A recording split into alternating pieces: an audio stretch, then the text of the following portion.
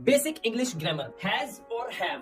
कई बार हैज के साथ हैज नॉट, हैव के साथ हैव नॉट लगाते हैं। कई बार हैज का नेगेटिव बनाते समय डज नॉट हैव बोलते हैं और हैव का नेगेटिव बनाते समय डू नॉट हैव बोलते हैं। बट ये होता कैसे है, ध्यान से देखिए। हैज लगता है ही शी इट और एक नाम के साथ, और हैव लगता है आई यू वी दे के साथ, और नीचे वाले भी अकॉर्डिंगली फॉलो करते हैं। हैज नॉट आप तब लगाओ जब वर्ब की थर्ड फॉर्म दे रखी हो, हैव नॉट भी सेम। और डज नॉट हैव और डू नॉट हैव का यूज आप तब करते हैं जब कोई वर्ब ना हो, यानी कि नो वर्ब। अब ये सेंटेंसेस देखिए, आपको पता चल जाएगा। यहाँ लिखा है I dash eaten food, verb की थर्ड फॉर्म लगी है ईट एट ईटन, तो यहाँ पर आप प्रेजेंट परफेक्ट टेंस है तो आई के साथ आप बोलोगे हैव नॉट, यहाँ पे डू नॉट हैव नहीं लगाना। अब देखो शी डैश अ पेन, अब यहाँ पर कोई वर्ब है नहीं है, तो यहाँ पर आप बोल सकते हैं she does not have a pen. You dash been to Shimla, अब ये बीन जो है ये बी की थर्ड फॉर्म है, be was were been, right. तो यहाँ पर वर्ब की थर्ड फॉर्म लग गई है, इसका मतलब है यू के साथ आप क्या लगाते हो, हैव, तो आप यहाँ पे बोलोगे you have not. You dash money, money कोई वर्ब तो नहीं है ना, अगर कोई वर्ब नहीं है तो क्या लगाओगे, यू के साथ। यहाँ पर देखिए डू नॉट हैव। हैज और हैव के नेगेटिव इस तरह से किए जाते हैं। अब एक सेंटेंस आप बताइए, शी डैश कम येट, बताइए हैज नॉट या डज नॉट हैव। और सीखने के लिए फॉलो करिए।